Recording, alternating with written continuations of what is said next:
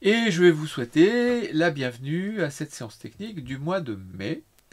Séance technique pour laquelle nous avons un de nos membres qui est invité, qui est Philippe Ricordel, à qui je vais passer la parole tout de suite.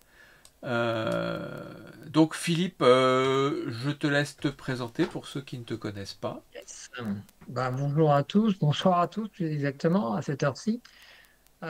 Écoutez, je fais de la photo animalière depuis à peu près quarantaine d'années, avec des hauts et des bas. J'ai été remis en selle, je dirais, avec le numérique. J'ai fait pas mal de vidéos, vous allez vous en apercevoir très rapidement d'ailleurs au cours de cette séance.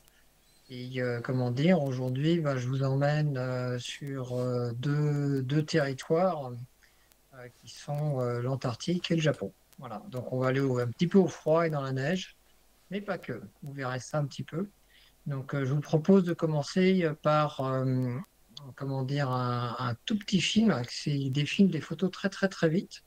C'est fait un petit peu exprès, c'est juste pour vous montrer la diversité des biotopes dans lesquels je me suis baladé, dans lesquels j'ai réalisé des images. Vous reconnaîtrez au passage le Japon et l'Antarctique, mais vous verrez qu'il y a d'autres choses. Il y a un peu d'Afrique, il y a un petit peu, comment dire, également d'Amérique du Nord, d'Alaska, des choses comme ça. Voilà. Alors, je vais Je vous laisse, partager. C'est le film, c'est film numéro un, c'est ça? film intro, film intro. Ok, partager. Et, et on y va. J'espère qu'il va y avoir du son. Voilà, c'est pas très important, je pense. C'est juste Oui, une minute d'accompagnement. à part que j'aimerais bien qu'il démarre. Ah, il est là. Hop là. On y va.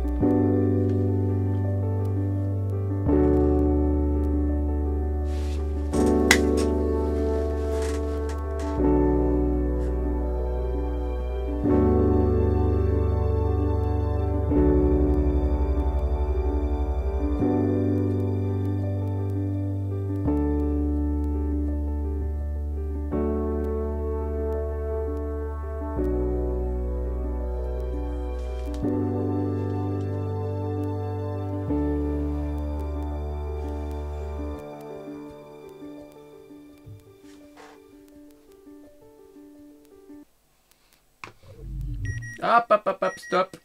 On arrête tout. Il t'arrive. Non, non, rien. J'avais peur qu'il enchaîne sur le deuxième film. Ah non, non, non, non, non, non, non. C'est découpé. Ah ouais, ouais, au D'accord. niveau du système, ouais, ok. Ouais, c'était plus au Je niveau du comprends. système qu'autre chose. Ouais, ouais. Donc ensuite. Voilà, donc là, il y avait environ 70-80 images. Donc, on a fait un petit tour du monde. Pour ceux qui ont été plus attentifs, vous auraient pu reconnaître en vrac la Chine, le Japon qui a suivi, l'Amérique du Sud, un petit peu d'Alaska avec les ours, un petit peu d'Amérique du Sud aussi sur la fin. Voilà. Donc, on a fait un tour en passant par l'Afrique, naturellement, entre les deux. Là, par contre, on va parler Antarctique. Donc, c'est une zone dans laquelle je me suis rendu en fait à trois reprises. Les premières fois, je suis allé, on va dire, dans l'endroit le plus communément visité, à savoir la péninsule antarctique, puisque c'est la plus accessible. On part du Choya, on passe le Drac, c'est 2 jours de navigation, parfois un petit peu secoué, mais bon, c'est relativement simple. Et ensuite, après, on se balade, on est à l'abri dans des chenaux, des chenaux et des îles. C'est une navigation assez tranquille. Et puis, quand on a l'opportunité, on descend à terre. Et on a les manchots qui sont là, qui nous regardent d'un air plus ou moins étonné, mais qui continuent surtout à faire leur petite vie. Donc, donne pas mal d'opportunités photographiques. Mais tout, c'est peut-être pas trop nombreux ensemble à terre, autrement on se marche un peu sur les pieds de temps en temps. Donc ça, c'est pour la technique. Voilà. Pardon? Et le troisième voyage, c'est celui sur lequel je vais vous montrer un tout petit film. En fait, c'est un film qui est beaucoup plus long, mais c'est juste un extrait. Ça a été la mer d'Oros. Donc la mer d'Oros, c'est un petit peu différent. C'est de l'autre côté complètement de la péninsule. Et on y accède en partant depuis le sud de la Nouvelle-Zélande. Donc depuis la Nouvelle-Zélande, on tire tout droit, on arrive à un endroit qui s'appelle le Cap Adar. Et là, on rentre à nouveau dans l'Antarctique et donc la mer de Ross. Et donc avant, ce que va vous montrer le petit film, vous aurez quelques images des îles subantarctiques que l'on visite sur ce type de voyage. Dans le désordre, on a les Snare, Auckland, Macquarie, et ensuite Campbell et Antipode. Mais là, vous ne verrez pas les images de ces deux dernières, en fait, parce que j'ai raccourci le film. Voilà. Donc c'est sur un team en cours, ça doit faire 2 minutes 30 ou quelque chose comme ça. Le film original fait beaucoup plus long. Voilà. Donc je vous propose de commencer comme ça avec ce deuxième petit film, mise en bouche, et ensuite je reviens ça avec des photos et pour en parler. Alors, film numéro 2. Voilà. On y va.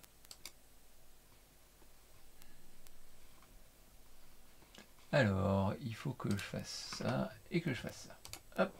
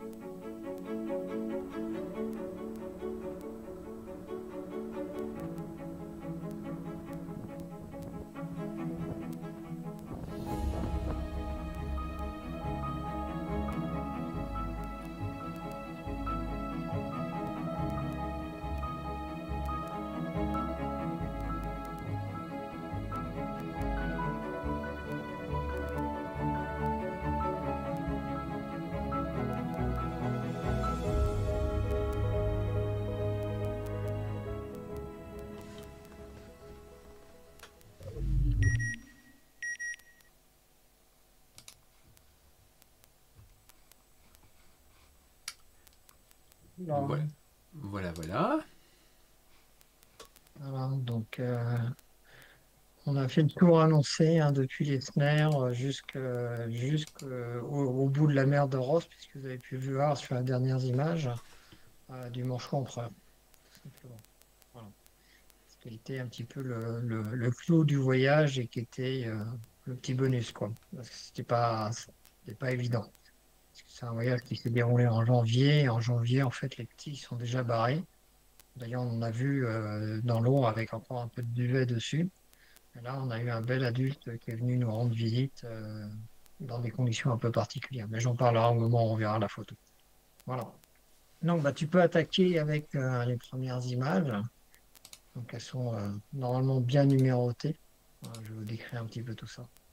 Alors, on dit tout l'écran. Tac. Donc, c'est. Non, c'est pas celui-là. C'est celui-là. Partager. Et on y va. Pas bon, ça c'est le Japon. Ah, alors, c'est celle qui commence à A quelque chose alors. Ouais, tout à fait. Ouais. Ouais, et les chiffres qu'on sont toujours avant les lettres. Bouge pas. Alors, on y va. Bouge pas. Hop, Mais ça me hop, posait hop, des petits hop. problèmes d'avoir les deux.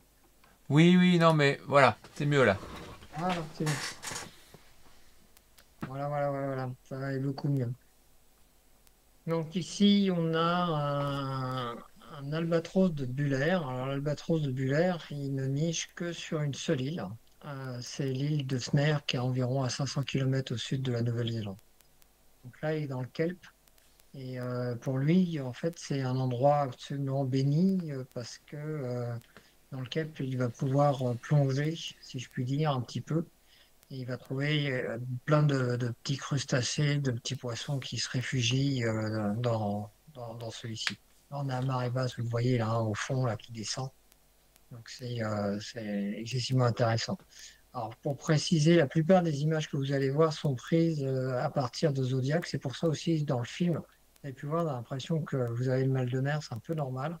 Parce qu'on a beau stabiliser, quand ça bouge, ça bouge, quoi. Je peux pas tout restabiliser, autrement j'ai plus d'image, j'ai un timbre poste. Voilà. Ceci explique cela. Mhm.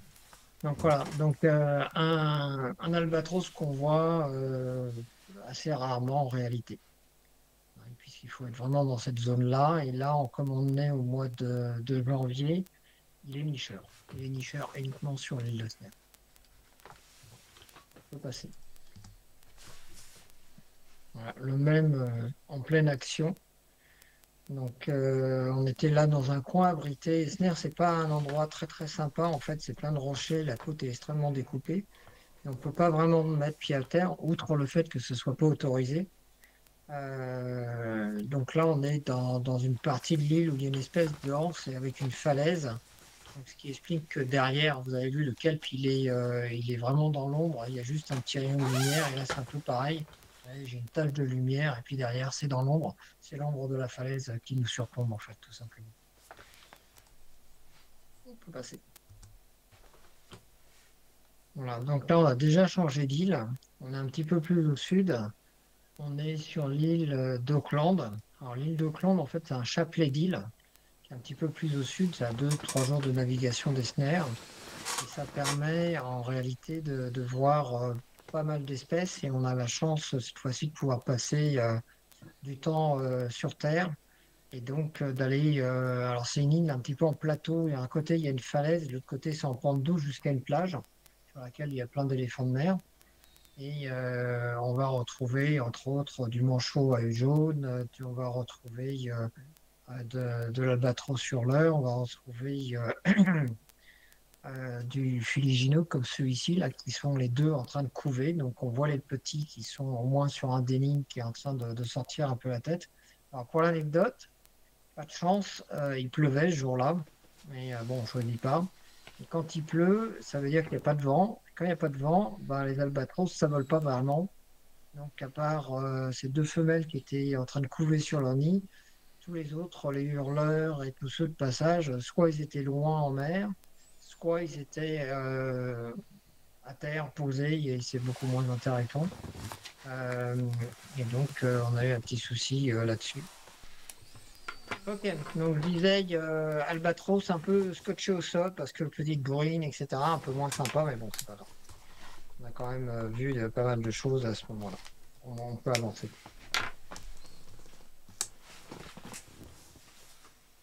Voilà. Et donc, présent et nicheur sur cette île, et là j'en oublie le nom, désolé, c'est le machin géant, mais j'oublie le pétrole géant. Voilà. Donc, pétrole géant, là, en vol, et donc derrière, les massifs qui sont derrière, c'est des plantes endémiques de l'île d'Auckland qui étaient en fleurs à ce moment-là. Donc, d'où les couleurs rouges quelque peu surprenantes dans un environnement plutôt d'arbrisseaux, de plantes très rasses, et etc., etc. Pour vous, sur l'île d'Auckland, il y a quelques dizaines de plantes endémiques à l'île, c'est-à-dire qui n'existent vraiment que là. C'est vraiment, c'est pareil, il y a un ou deux oiseaux qui ne sont, on ne peut vraiment trouver que là, dont un perroquet, assez étonnant d'ailleurs. Voilà. Donc on peut continuer. Voilà, donc là, on ne devrait pas être là, mais bon, c'est pas grave. Donc ici, on est vraiment sur l'Antarctique lui-même. Et donc ici, on a un petit manchot papou. Je vous dis que c'est un papou parce qu'à l'écran, vous aurez du mal à le voir. C'est un papou. Donc on est sur une île à l'intérieur de l'île. Voilà. Les coups de zoom, ça permet de résoudre les problèmes. C'est juste pour donner un peu l'environnement dans lequel on se trouve, hein, tout simplement. Vas-y. Voilà, donc ici, c'est un manchot à jugulaire que l'on trouve sur la péninsule antarctique. Et ce qui est toujours assez extraordinaire, c'est de voir que entre la plage et l'endroit où ils tiennent la colonie, ben, parfois c'est juste à côté, bon, très bien, et parfois ben, ils vont aller se réfugier dans des endroits absolument incroyables. Alors, si vous n'avez jamais vu un manchot, c'est pas vraiment fait pour marcher comme bestiole. Et là, il est tout seul, il est en train d'arriver, il prend pas le chemin le plus court pour arriver à la colonie. Il se tape 3 tonnes de rochers, mais ça va le faire. Voilà. Petits oiseaux très courageux en fait. Bon. On Je peut passe? passer. Ouais, ouais. Je sais pas trop comment te le dire en fait. Donc, ici, c'est un gros plan de parade amoureuse entre deux manchots à jugulaire. Ça permet de voir un peu pourquoi nous on l'appelle à jugulaire. C'est cette petite ligne noire là qui vient le prendre sous le menton.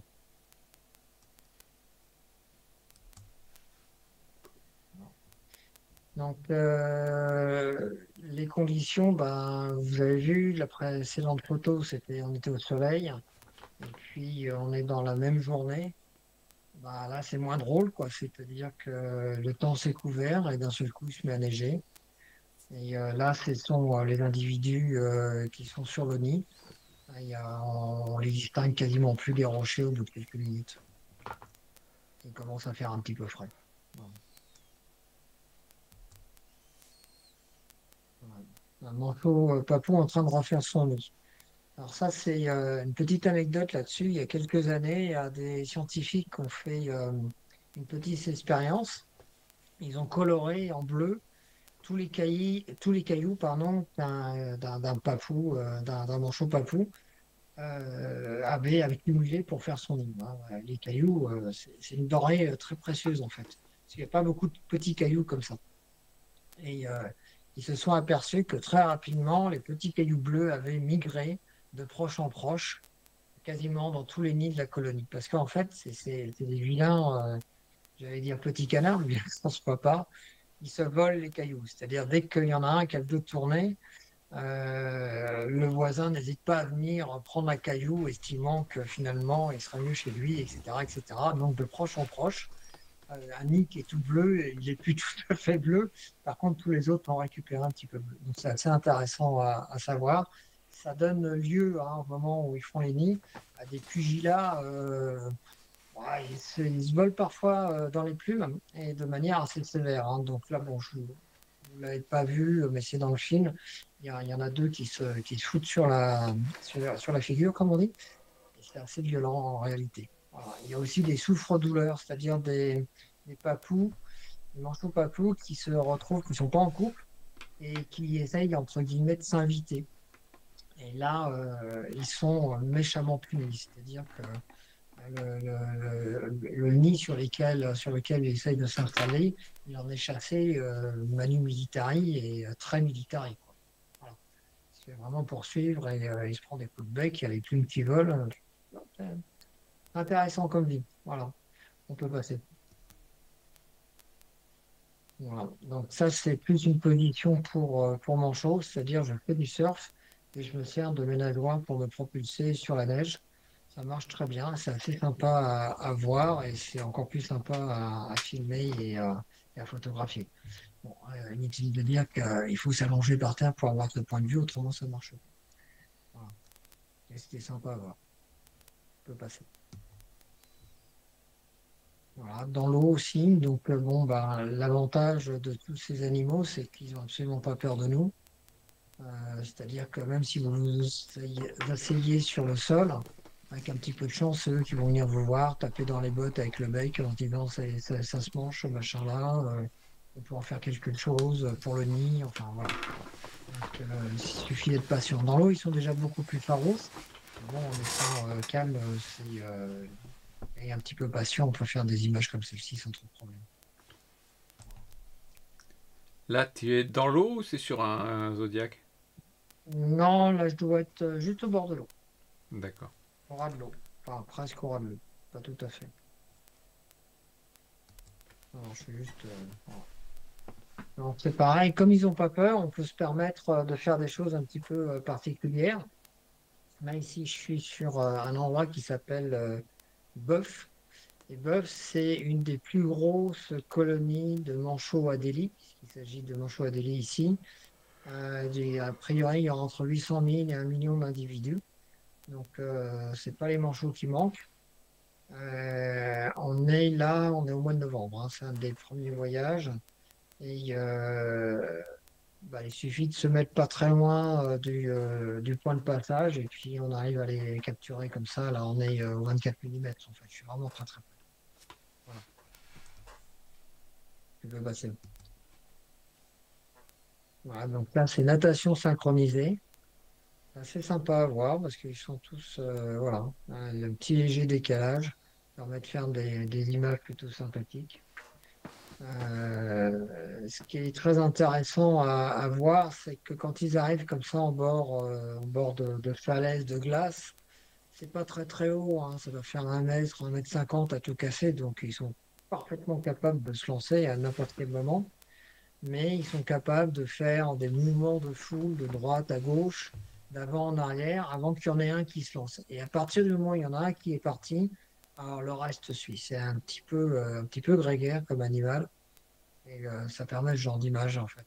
On sait que ça va se passer, donc il faut surveiller et être pile poil sur le premier ou sur le deuxième. Il y en a déjà un qui a plongé, puis ensuite j'ai toute une piste, une série qui va y aller. Voilà, qui va passer. Elles sont pas dans l'ordre, hein, je pense. Mais bon, c'est Bah, pas grave. c'était la Ouais. 13, la précédente, là c'est la 14. Donc c'est bon, ok, écoute, c'est moi qui ai la mémoire qui plonge déjà. J'ai dû faire ça un peu à l'arrache. Donc, c'est pas grave. Moralité, puisqu'on est passé sous l'eau, une petite vision, on a changé d'espèce. Là, on est sur du king. Donc, pour nous, c'est du manchot royal. Voilà, en train de nager et il passe juste à côté, en fait, du zodiaque. Voilà. Est-ce que tu peux nous expliquer comment tu prends ces images sous l'eau? Alors, j'ai un système de pole cam. Alors, littéralement, et traduit en bon français, caméra sur perche. Donc, une caméra sur perche, ça me permet d'aller chercher des images sous l'eau sans mettre les pieds dans l'eau. Donc, à partir du Zodiac, j'ai à peu près une perche d'environ 1 mètre. Ça fait 2 mètres en tout, mais bon, plus souvent, elle est réglée sur 1 mètre, 1 m 50. Il y a le boîtier qui est enfermé dans un sac étanche, avec un dôme en l'occurrence, et qui remonte une information avec une tablette, avec un fil, parce que le Wi-Fi Ah sous bah l'eau, ça ça ne marche marche pas pas dans l'eau, vraiment. ouais. Voilà. Et donc, il faut absolument que je sorte un fil. Et puis, avec la tablette, je vois ce qui se passe. En l'occurrence, là, je ne voyais pas ce qui se passait, mais enfin, pas vraiment ce qui se passait. et je peux déclencher. Voilà. D'accord. Et, voilà. Mais je peux pas vraiment tout régler. Maintenant, j'ai amélioré. Ça, c'est une image qui date de 2023, mais depuis, j'ai amélioré le système. Donc là, j'ai un véritable contrôle. Je peux tout régler. Je peux même passer en vidéo, ce qui me permettra la prochaine fois de faire des bouts de film, parce que là, c'était soit photo, quoi. Voilà. Je n'avais pas la capacité à déclencher la vidéo avec le système dont je disposais. D'accord. Problème résolu. Mais Et, bon. et le sac, enfin le sac étanche, je présume qu'il est prévu à cet usage, tu peux rester dans, le boîtier peut rester dans l'eau, à quelle pression, enfin quelle Alors, profondeur? il est donné pour 30 mètres, Ou, mais bon, en l'occurrence, c'est pas un caisson rigide, hein, donc ça permet d'être ouais, déjà beaucoup moins cher. Et comme moi, de toute manière, l'idée, c'est d'y aller avec une utilisation avec une perche. Donc, je vais jamais m'enfoncer à plus d'un mètre, en mètre 50 sous la surface de l'eau. Donc, pression, que dalle. Donc, j'ai vraiment aucune crainte là-dessus. d'accord, Bon, ça reste quand même, il faut faire attention avec les joints, les machins, les trucs. Dès qu'on met quelque chose sous l'eau et qu'on veut pas qu'il soit mouillé, peut devenir assez compliqué. Ouais. Voilà. On peut passer. Voilà. Une autre. Alors ça, c'est en anglais, c'est un Royal Penguin. Et pour nous, c'est pas un Royal, naturellement. Donc, faux amis par rapport au précédent. C'est un manchot de truffle. Voilà, donc, c'est une espèce qui ne vit que sur l'île Macquarie. C'est une île australienne qui est au sud encore de l'île d'Auckland que j'ai mentionné tout à l'heure. Un petit peu à l'ouest et au sud. Donc, c'est pareil, même technique. Sauf que là, je suis sur le sol, en fait. Enfin, j'ai les pieds un peu dans l'eau, mais pas excessivement. Et je suis sur le sol, bien ancré sur le sol. Donc, je suis plus stable qu'avec le Zodiac. La photo précédente, c'était depuis un Zodiac. Donc, ça bouge littéralement dans tous les sens. Je monte, je descends et je me prends des vagues. Et dès que le Zodiac bouge un peu, en fait, le problématique avec le pôle, c'est que le Zodiac bouge, mais moi, il faut que je maintienne la caméra sans avoir vraiment la force. Ça fait une traînée absolument conséquente. Dès que ça bouge un peu, j'ai beaucoup de mal à la maintenir au bon niveau et à la bonne orientation. Donc là, c'est un petit peu plus facile. Voilà. Donc ça permet ce genre d'image sans trop de difficultés. Bah, il faut qu'il soit sympathique, hein, parce que de temps en temps, il me tourne allègrement le dos. Ou alors ils sont trop loin, vous voyez que l'eau est chargée, hein, c'est pas de l'eau de source, hein, clairement. Voilà. et ils essayent pas de filer des coups de bec dans le sac Non, étanche? il n'y en a jamais un qui a essayé de filer un coup de bec. Puis même il peut, c'est un dôme en verre, donc s'il le Ouais. cale, c'est qu'il est vraiment très très très très, très fâché. Voilà. Donc je pense pas. Ils sont plutôt curieux, ils viennent voir, mais parfois ils viennent pas du tout, donc tu es là à poireauter, à regarder les machins qui flottent, c'est tout. C'est comme ça. Voilà. Mais tu peux pas faire petit petit, ça marche pas. Alors voilà, ça permet également ce genre d'image. Donc ça, c'est un phoque de Weddell.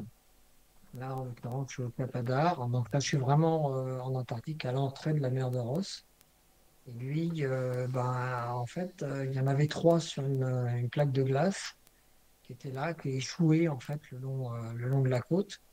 Et là, moi, je suis en équilibre précaire sur un de ces blocs de glace qui n'arrête pas de bouger parce que naturellement, l'eau bouge un tout petit peu, même si ça ne se voit pas sur l'image, elle bouge tout le temps. Et puis lui, il a été vachement sympa avec moi, il s'est éloigné, il est revenu, enfin bref, il a fait pas mal de trucs et ça a permis d'obtenir ce type d'image en fait, en réalité. Voilà.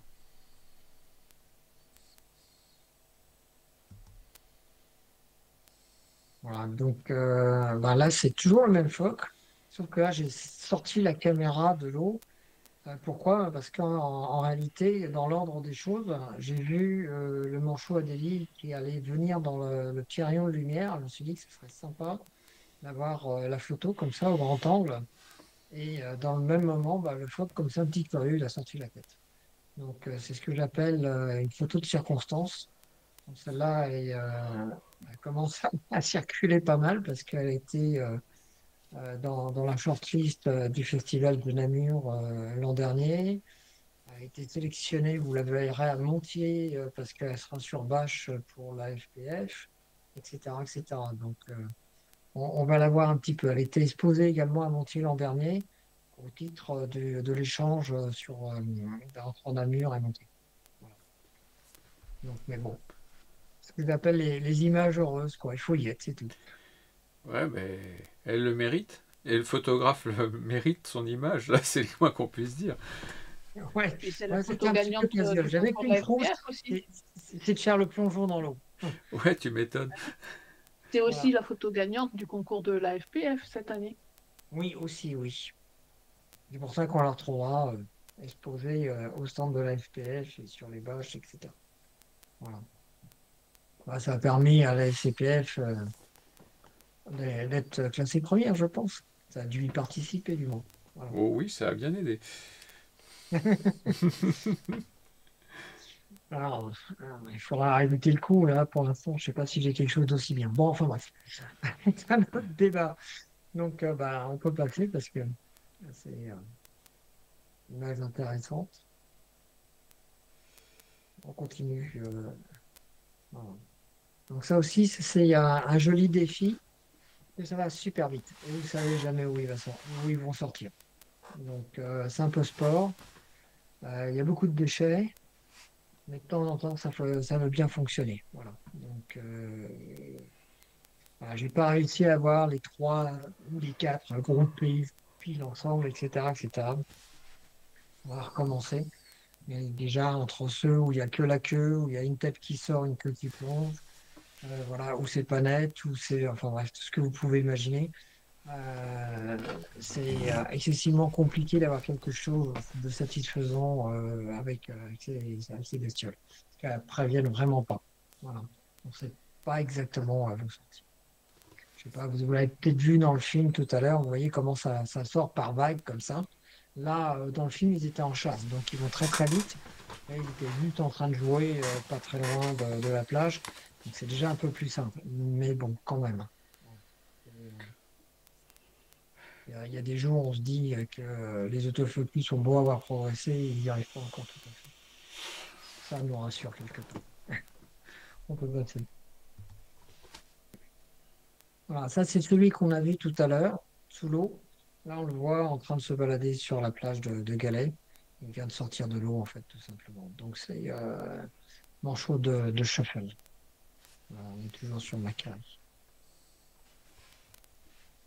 On peut continuer. À moins qu'il y ait des questions, en fait, vous n'hésitez pas, hein. S'il y a des questions, là on est au Cap d'Arrêt, à Dar, on est revenu, c'est là où a été fait le phoque et le manchot. Donc là-bas, il y a que du manchot à déligner, hein, il n'y a pas d'autres espèces en termes de manchot. Et donc, bah, c'est amusant de voir que en réalité, on pourrait dire que bon, bah, ils cherchent le chemin le plus facile et ils vont toujours sur le plat, pas du tout. Là, c'est bien chaotique. Il y en a un qui est allé se percher tout en haut, style je domine le territoire. Il y en a un à mi-hauteur, l'autre qui est en bas. Voilà. Donc, c'est juste pour la beauté de la situation. On peut continuer. Alors là, celle-là, vous pouvez la regarder attentivement parce que la question, vous savez ce que c'est? Vous avez le droit de répondre cette info que vous aurez raison, mais lequel? Ouais, ça, c'est une bonne question. Eh oui, c'est une bonne question. Vous l'avez vu dans le film, très brièvement. Donc, ça, c'est vraiment un coup de bol sur ce voyage-là. C'est un phoque de Ross. Donc, des phoques de Ross, c'est pas la peine d'aller visiter les eaux, il n'y en a pas. Et même les scientifiques savent pas trop comment vit cette bestiole. Parce qu'en réalité, dans les années 1800 et quelques, à la fin des 1800, début 1900, les explorateurs s'embêtaient pas beaucoup. Et, ils voyaient une espèce qu'ils connaissaient pas. La première chose qu'ils faisaient, ils commençaient par la tuer pour pouvoir l'examiner. Donc, le seul avantage, c'est qu'on sait comment c'est fait. Il y a un squelette de phoque de Ross au Muséum d'histoire naturelle à Paris. Il y en a un autre à Londres. On sait qu'il n'a pas d'oreille. Et pourtant, il n'est pas sourd. Ça, c'est très, très clair. Et donc, vous voyez, il n'y a pas du tout sur l'image, même si tu zoomes sur la tête, il n'y a pas de petite dépression, il y a rien du tout. Hop, pardon, excusez-moi, Ouais, ça peut j'ai arriver. déraillé. Voilà, tu vois, il n'y a strictement rien du tout. Il a une bouille un peu particulière. On sait qu'il est capable de plonger très profond pour chasser, pour se nourrir, on le suppose. Mais en fait, c'est un animal aux mœurs qui reste encore aujourd'hui assez mystérieuse parce que c'est très compliqué de l'étudier. Il ne vit que dans la mer de Ross, donc un endroit facile d'accès, comme vous pouvez l'imaginer.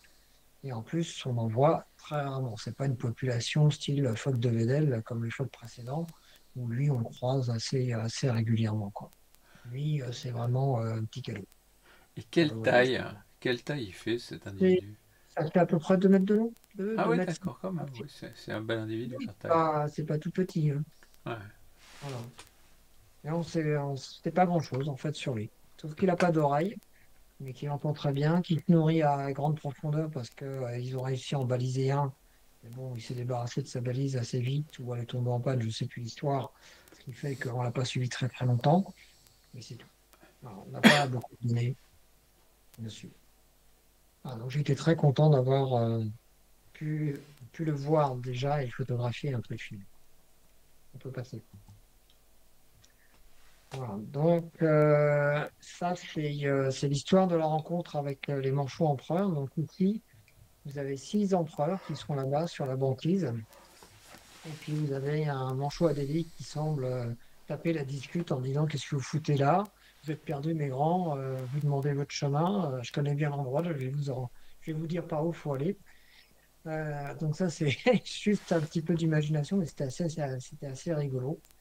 Alors ce qu'il faut savoir, ce que vous voyez au sol, c'est un bout de banquise dérivante, c'est-à-dire dessus, il y a de la neige. Et on a eu une extrémiste autorisation de descendre. Et ça s'est révélé en fait assez casse-gueule parce que la neige était complètement mouillée, détrempée. Et pour marcher, on a perdu toute dignité, on a marché à 4 pattes. C'était le meilleur moyen de ne pas s'enfoncer. Et on a eu quelqu'un qui devait être soit un peu lourd, qui est passé au mauvais endroit.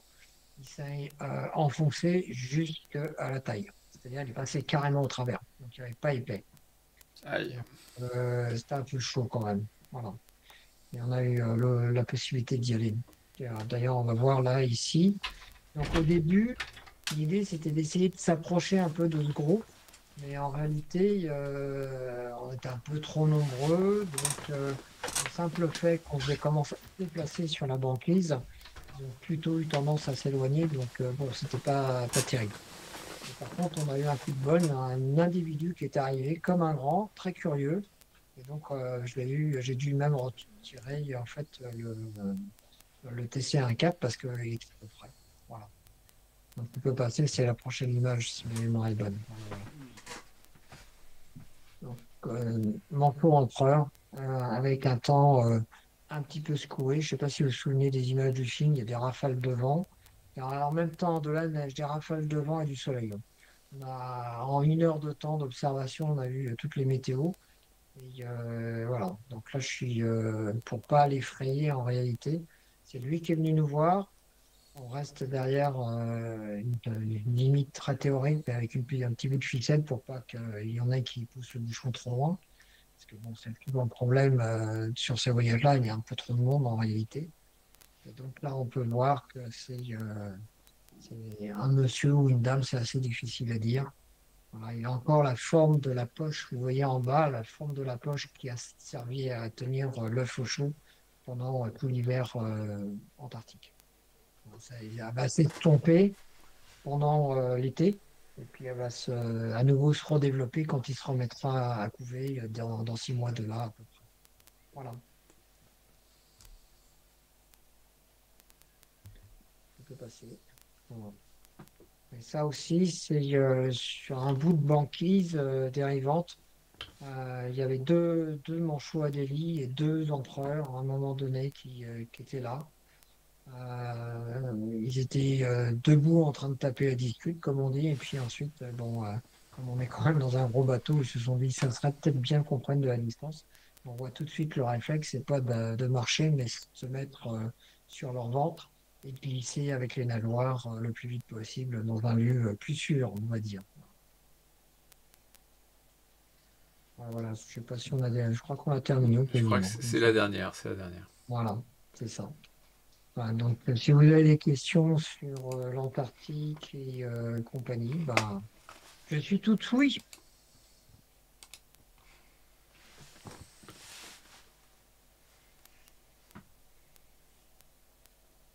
Ils en sont sans voix. Bah, c'est ce que je vois. Et Moi ce que je n'entends pas. Ils sont sans voix, effectivement. excuse-moi si tu l'as dit au début, j'étais peut-être un peu distraite, mais t'es partie avec quel organisme? Non, je ne l'ai pas dit. Ah, Alors, à chaque fois, je suis parti avec des gens qui sont des Norvégiens, enfin, qui sont White Photo Travel. Ceux qui ont été au Svalbard les ont peut-être employés.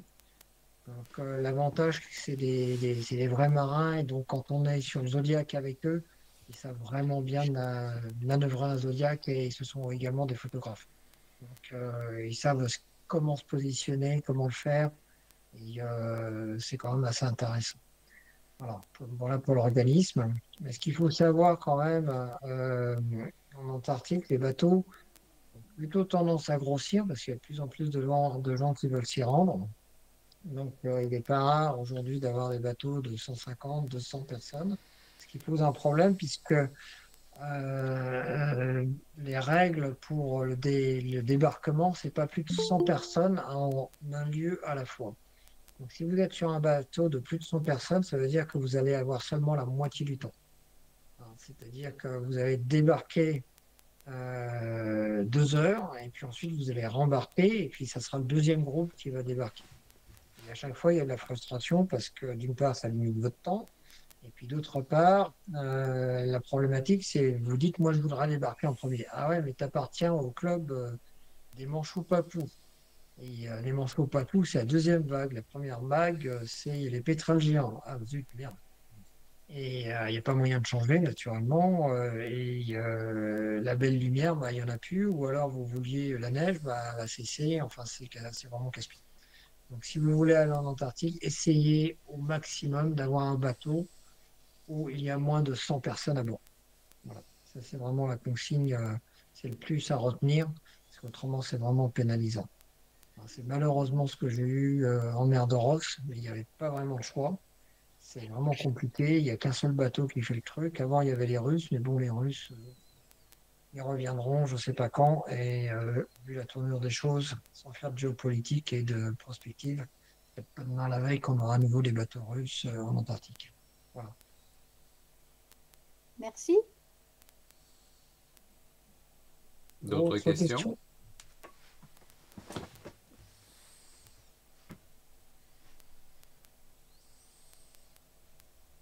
C'est magnifique. Vous avez tous été refroidis là? Non, Ah toutes ouais, les là, il félicitations, faut les passer au congélateur, là.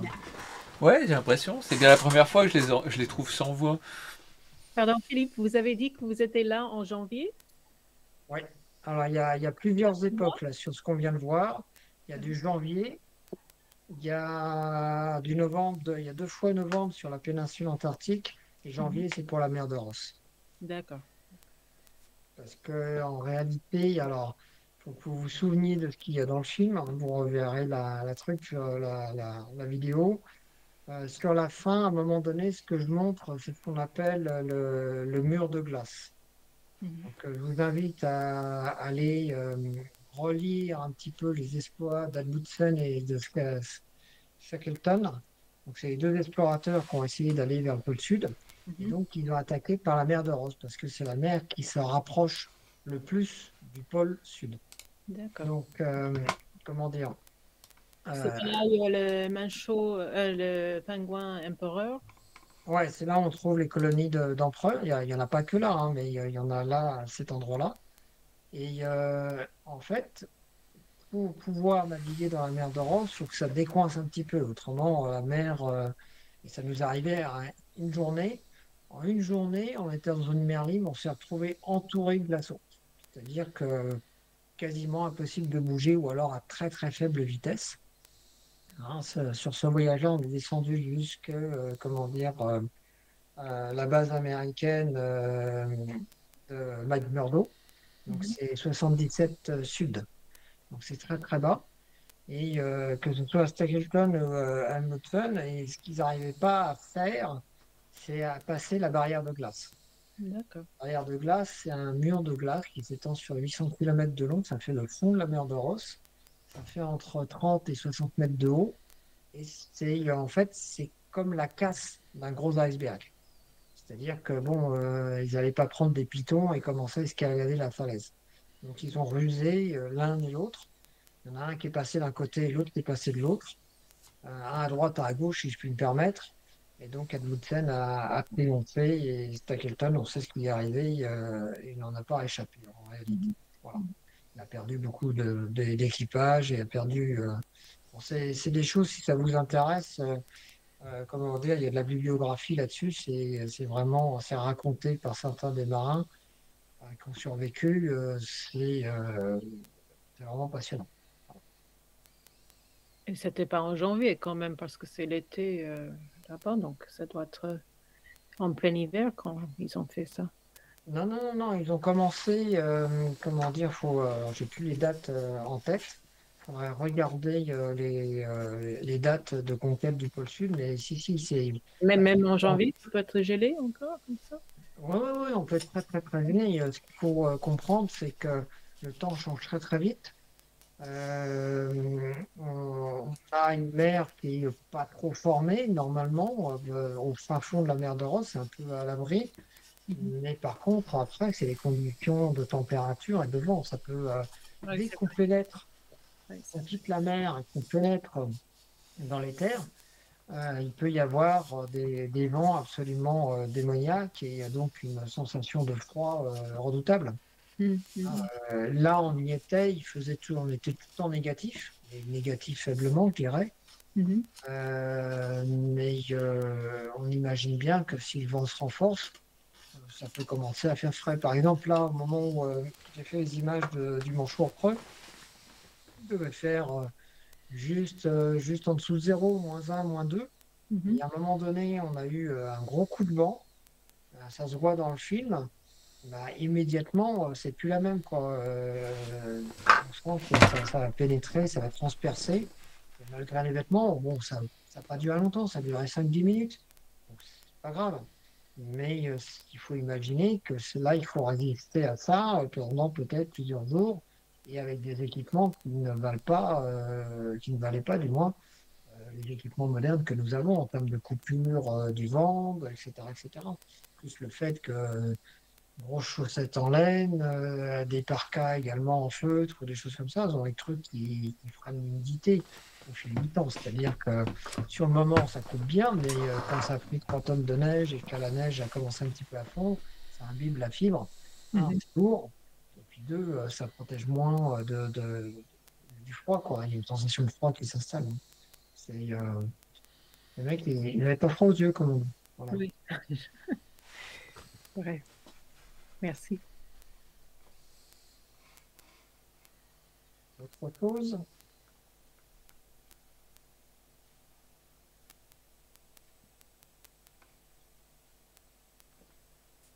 Bah non. Magnifique Alors, photo. Magnifique photo. Merci Corinne. Elles sont très belles. Merci, Très jolie photo. Merci Michel. Félicitations. il y en a plein qui applaudissent. Merci Karine. Je vois l'applaudissement. Ok. Donc on va enchaîner, on va partir de l'autre côté, enfin presque de l'autre côté de la planète. Enfin, on va changer d'hémisphère, on va passer du sud au nord. On va aller au Japon. Donc vous savez que je m'y rends depuis quelques années. Donc je vais essayer de faire une sorte de best-of. C'est pas un best-of en fait, parce que il y en a tellement que choisir est vraiment un petit cauchemar.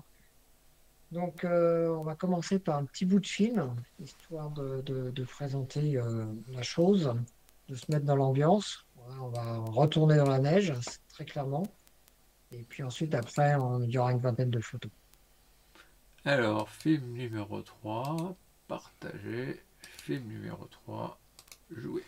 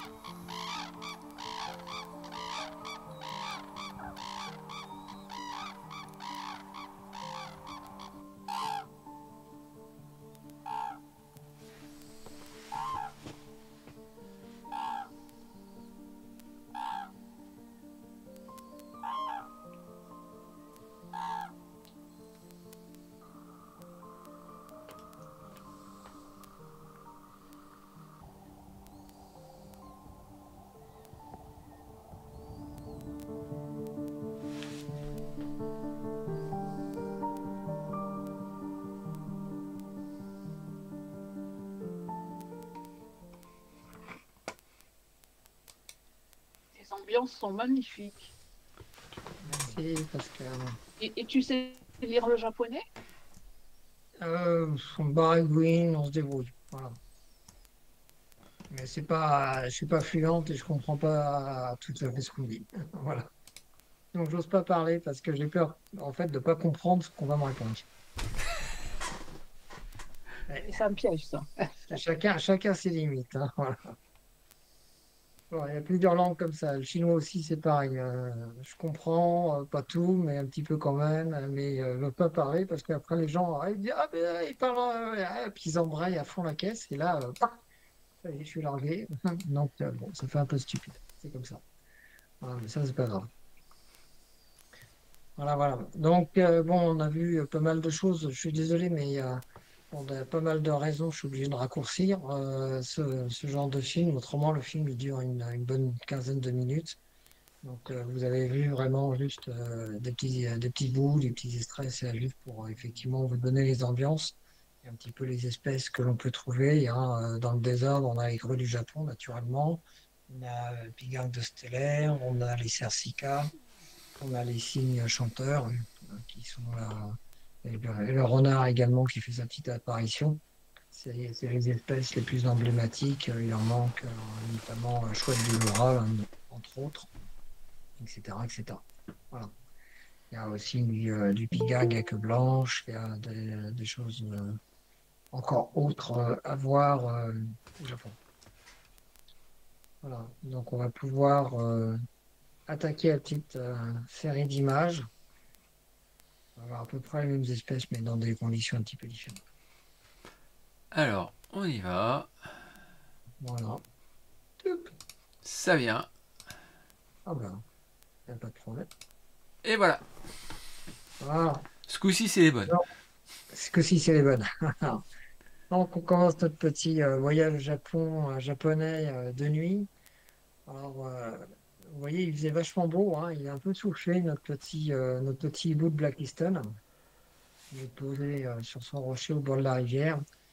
Et il neige en plus, c'est la prime. Donc, alors cette image-là, vous ne pourrez plus jamais la refaire, tout simplement parce que là, vous pouvez voir, il y a un bon coup de flash. Et les flashs sont interdits pour la prise de vue des animaux sauvages sur le Japon, et en particulier au Hokkaido depuis 2011. Donc ça, c'est une vieille image, hein. C'est une image qui date de 2009 déjà. Ça me rajeunit, et vous aussi, à la même occasion. Voilà. Donc, c'est un setup un petit peu particulier. Même ça, on peut pas le refaire, tout simplement. Voilà. Donc, c'est pour mettre en bouche, mais je précise. Voilà, la suite. Voilà, une image plus récente. Donc, en vol. Et là, comment dire, il est juste en train de pénétrer dans l'espace éclairé. Donc, on va pas comment dire, se mentir. Le hibou de Blackiston, alors, il y a à peu près une soixantaine de paires nicheuses sur Hokkaido. Il n'est présent en Japon que sur l'île de Hokkaido. C'est également, en français, on l'appelle Ketupa brun. Mais ici, c'est vraiment le Blackistoni, c'est-à-dire Bubo Blackistoni. Le Ketupa brun, normalement, pour nous, c'est pareil, mais en réalité, c'est une sous-espèce du Ketupa brun. Donc, c'est un hibou pêcheur donc, il va se nourrir exclusivement de poissons qu'il va aller chercher dans les rivières d'eau courante. Donc, sa proie préférée, ça va être la petite truite voilà, qu'on peut trouver dans les rivières, dans les cours d'eau japonais, principalement au Taïdir, si je puis dire. Donc, si vous regardez attentivement, l'individu que vous voyez là est bagué. C'est complètement normal parce que comme il y a toute une action de protection engagée au niveau du Japon de manière assez stricte, c'est quasiment systématique que les individus soient bagués. Il y a très très peu d'individus aujourd'hui qui ne le sont pas. Voilà, donc pas de surprise là-dessus. Donc ici, l'origine, c'est un cours d'eau dans lequel ils venaient pêcher naturellement. Et ça s'est transformé par la LPO locale en lieu d'observation privilégié. Donc, ils ont installé à l'époque, c'était juste une lumière de 40 watts, juste pour voir l'oiseau, et il fallait amener ses pattes, d'où la première image. Et puis maintenant, aujourd'hui, c'est un éclairage à LED avec ses limitations. C'est-à-dire que c'est des impulsions un 800e de seconde. Donc, si ça va plus vite qu'un 800e, ça sera légèrement flou. Voilà, faut le savoir. Donc là, il est en train de freiner, il est en train de partir d'un arbre qui est dans la pénombre. Il est en train d'arriver dans la lumière, d'où tout ce fond assez sombre et un peu plus clair sur le devant. Voilà. Juste en train de naviguer. Alors, il s'installe des éclairages permanents. Ça veut dire que toi, photographe, tu as le droit de faire un éclairage permanent à un endroit, enfin un éclairage continu. Est-ce que c'est les flashs qui sont interdits ou les Ouais, éclairages? c'est les flashs qui sont interdits.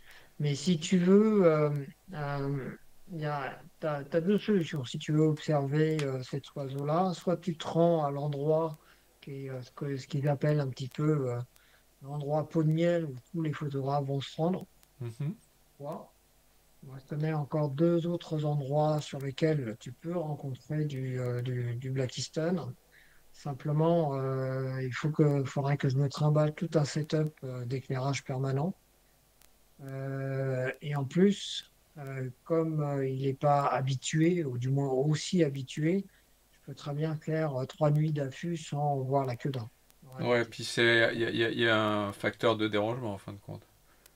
Oui, aussi, hein. En Mhm. plus, oui, là, en l'occurrence, je peux te dire que pour avoir vu certaines scènes, il n'en a rien, mais alors strictement rien à faire, quoi. Voilà, faut aller lui taper dessus pour qu'il se sauve, quasiment. Là, il est complètement habitué, le pauvre vieux. Sachant que les couples au fil des ans, hein, celui qui est là en photo, c'est pas le même que celui d'avant. Hein, celui-là, il a dû être fait, même que je dise pas de bêtises, en 2019. Et l'autre, c'était en 2009. Donc, 10 ans d'écart, c'est plus le même. Voilà, plus le même oiseau. Enfin, bien que normalement, ils puissent vivre en théorie pas loin de 15 ans, mais bon, généralement, c'est pas comme ça que ça se passe.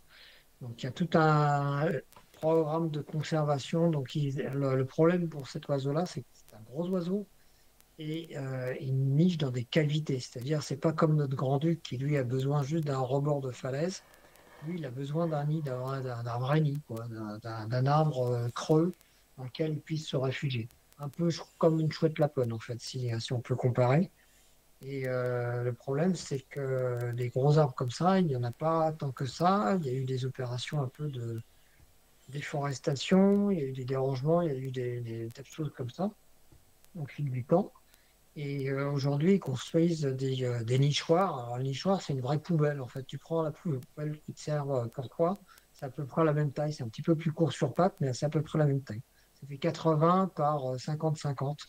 À peu près 50 de profondeur, 50 de largeur, ça fait 80.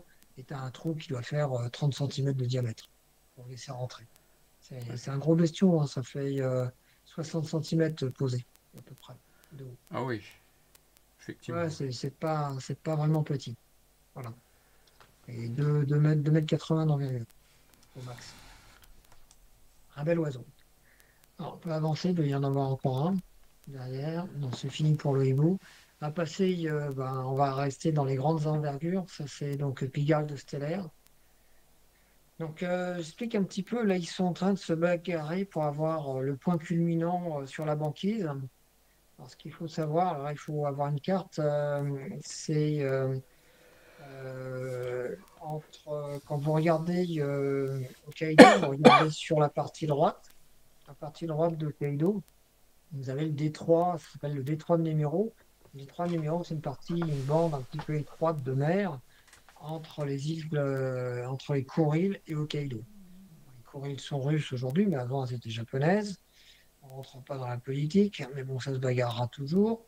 Et donc ici, ce qui se produit, c'est qu'au moment où il y a un peu de débâcle du fleuve Lamour, qui est beaucoup plus haut, là du côté de Vladivostok, un petit peu plus au nord, ça génère pas mal d'eau douce. Et la mer a tendance à geler et à faire des glaçons. Et si les courants normalement sont bien orientés, et si le vent également est du nord, Alors, vous avez de la glace qui vient s'accumuler un peu dans l'anse de Hokkaido, mais également elle passe au-dessus de la péninsule de Shirotoko et donc elle descend dans ce fameux détroit de Nimuro. Et ça se comporte comme une banquise, comme on pourrait la trouver au Spitzberg, etc., etc. Et donc, ça s'entrechoque et il y a des plaques qui basculent et qui se dressent, et dont on voit ce genre de phénomène avec une plaque qui est dressée, qui est peut-être à 1 mètre, 2 mètres au-dessus du niveau de la mer. Et donc, bah, les aigles adorent être perchés en hauteur, même quand il n'y a pas beaucoup de hauteur, surtout quand c'est tout plat autour. Voilà. D'où cette scène d'action où il y en a un qui va arriver et l'autre va se sauver parce qu'autrement, il va s'en prendre. Alors, on va avancer. Voilà, donc ça c'est une photo avec des conditions un peu particulières. Cette année-là, il y avait pas beaucoup de glaçons, il n'y en avait que quelques-uns. Et puis ils étaient assez plats et la mer était assez agitée avec pas mal de vent. Et donc là, j'ai juste surpris un stellaire qui essayait de rattraper sa pêche en étant sur la plaque de glace. Mais avec le vent et la mer, d'un seul coup, il s'est retrouvé submergé.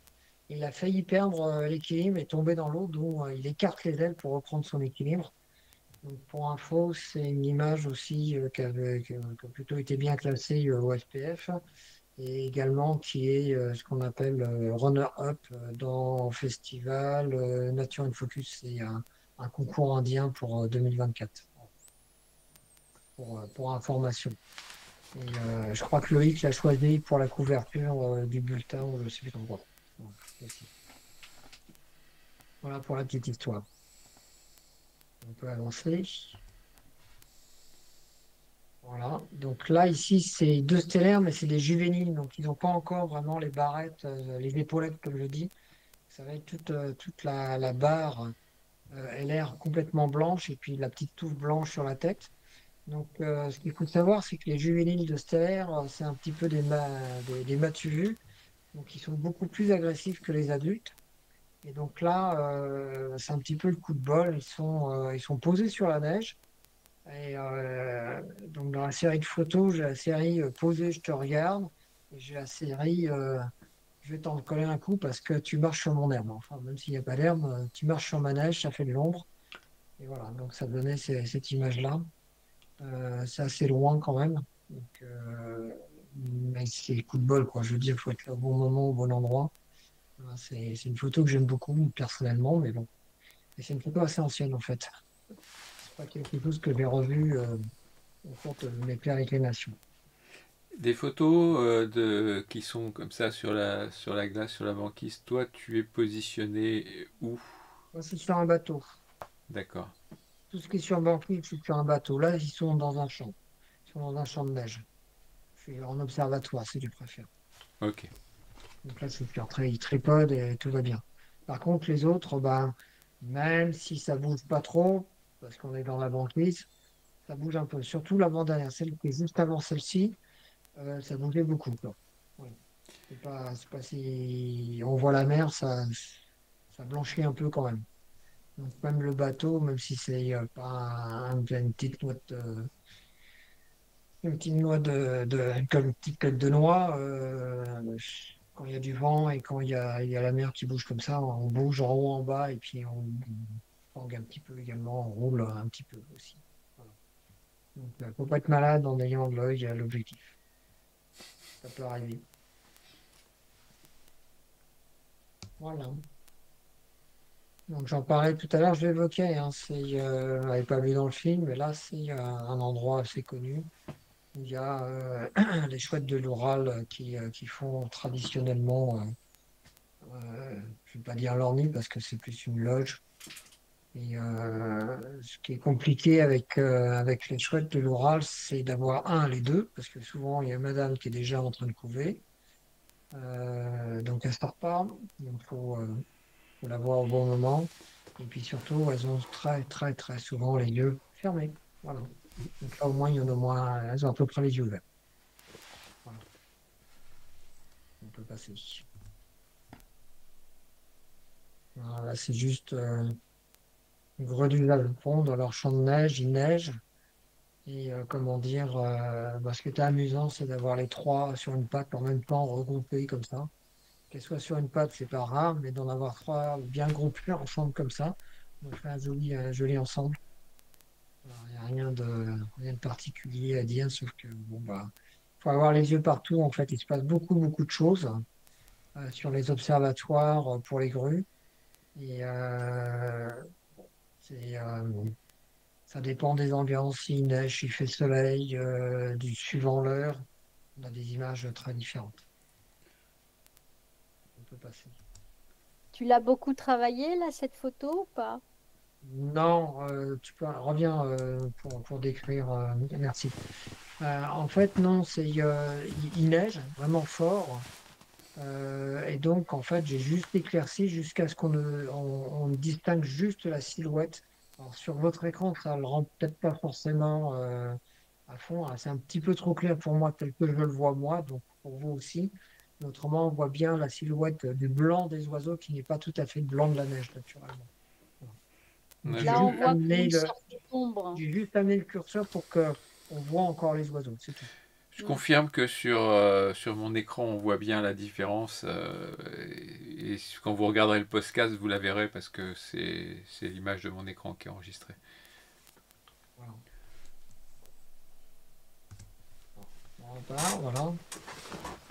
Donc, là, c'est une image de neige et on est en pleine parade. Elle est en train de faire un grand bond en pleine extension. Voilà. Et comment dire, il faut être dessus. C'est-à-dire qu'en termes de technique de prise de vue, il y a rien de compliqué à faire cette image, sauf à être dessus. C'est-à-dire que faut pas relâcher parce que à un moment donné, elle se tourne autour, c'est pas terrible parce qu'on voit deux masses blanches un coup à droite, un coup à gauche, et puis d'un seul coup, ça part, paf, elle part en parade, elle fait un salut et boum, elle explose, elle bondit, etc. Donc, dans le genre piège, c'est on serre parce qu'on veut l'oiseau un peu en détail, et puis elle bondit tellement bien qu'on voit plus la tête, par exemple. J'en ai pas mal des comme ça. Elles sont parties à la poubelle depuis, mais sur la carte, il y en avait beaucoup. Voilà. Donc avec l'expérience, on fait un peu plus attention, on élargit un peu plus, vaut mieux être dans ce sens-là que dans l'autre. Voilà. Ouais, pour ceux qui foutent en Nikon, hein, Z9, Z8, enfin les nouveaux modes, etc., quand il y a une neige comme ça, vous oubliez parce que en fait, le système est tellement intelligent qu'il essaie de faire une mise au point sur les flocons. C'est sympa, j'ai plein de photos avec les flocons nets et les oiseaux fous. Je te confirme, chez Canon, c'est pareil. Ouais, je sais. Donc, mais bon, juste, faut y penser. Voilà. Et là, vous êtes à quelle distance? C'est quel objectif? Là, on doit être au 600 mm, je pense. 600 ou 400, je ne sais plus, un des deux. 560. Voilà, merci monsieur. Voilà. Merci. Voilà, ils sont assez loin sur la butte, en fait, c'est pour ça.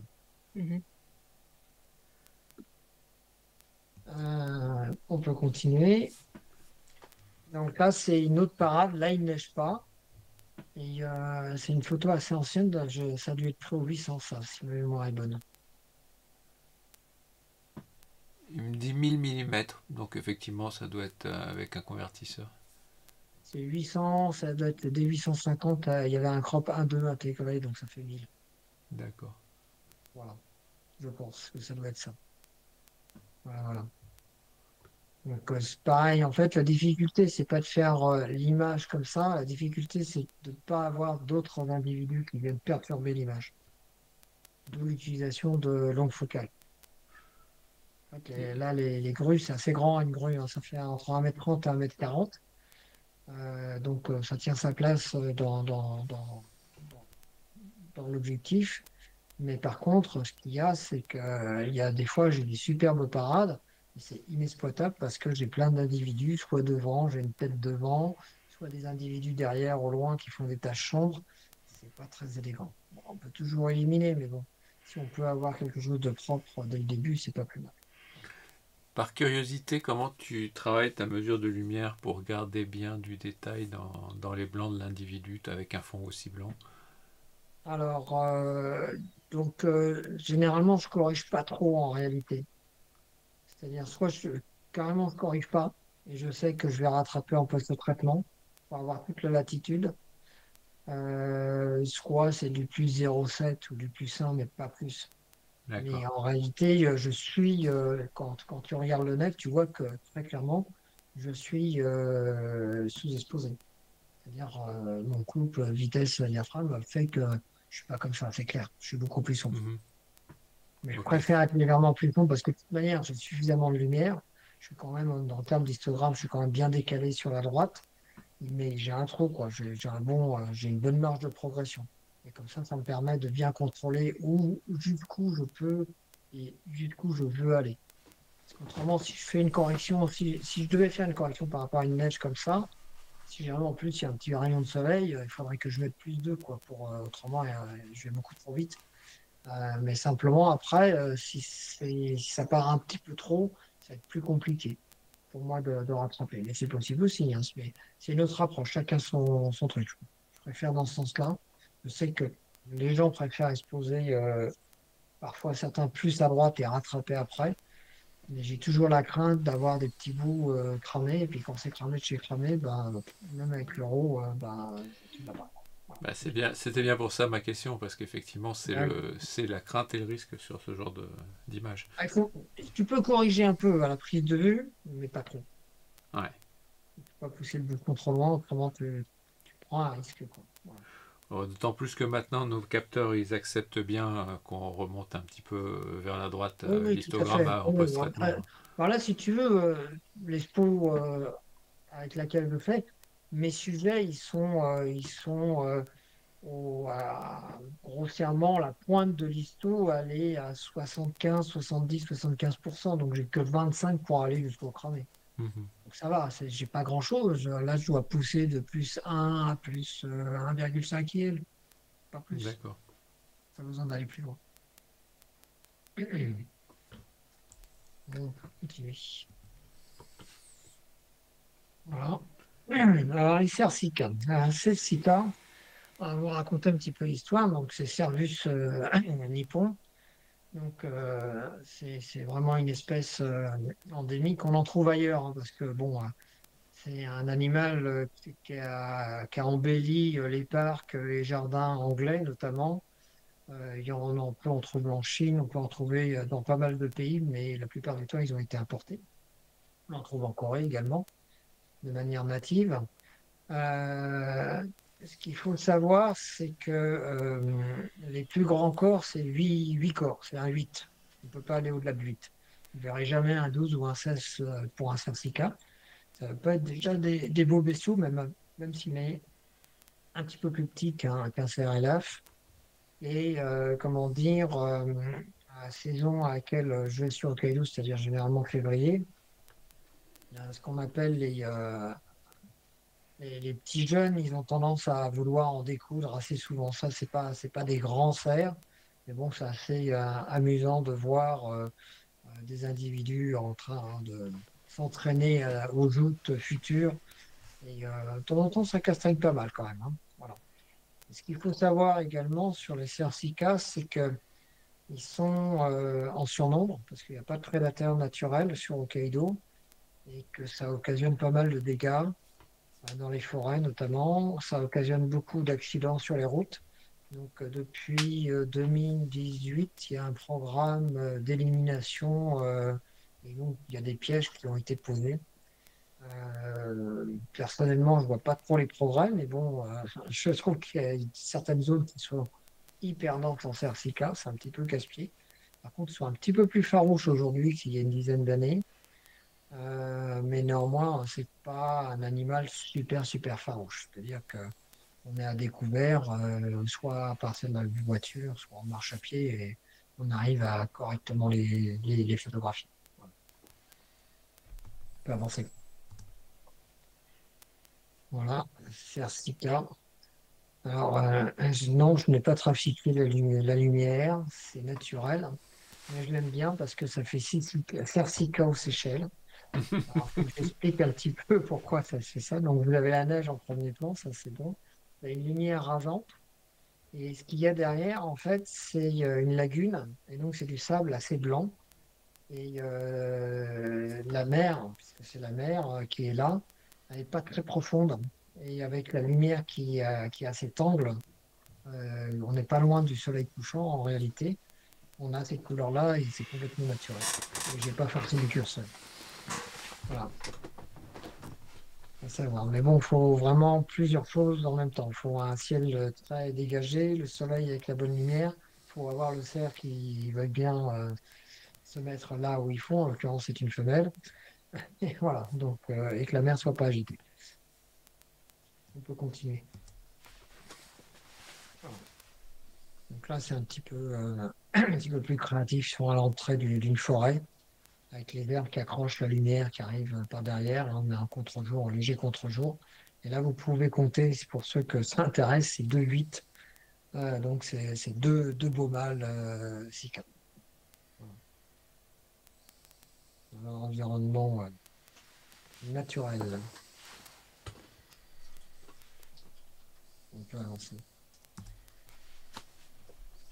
Voilà. Un autre animal qui est très emblématique sur le Kaindo, c'est le renard.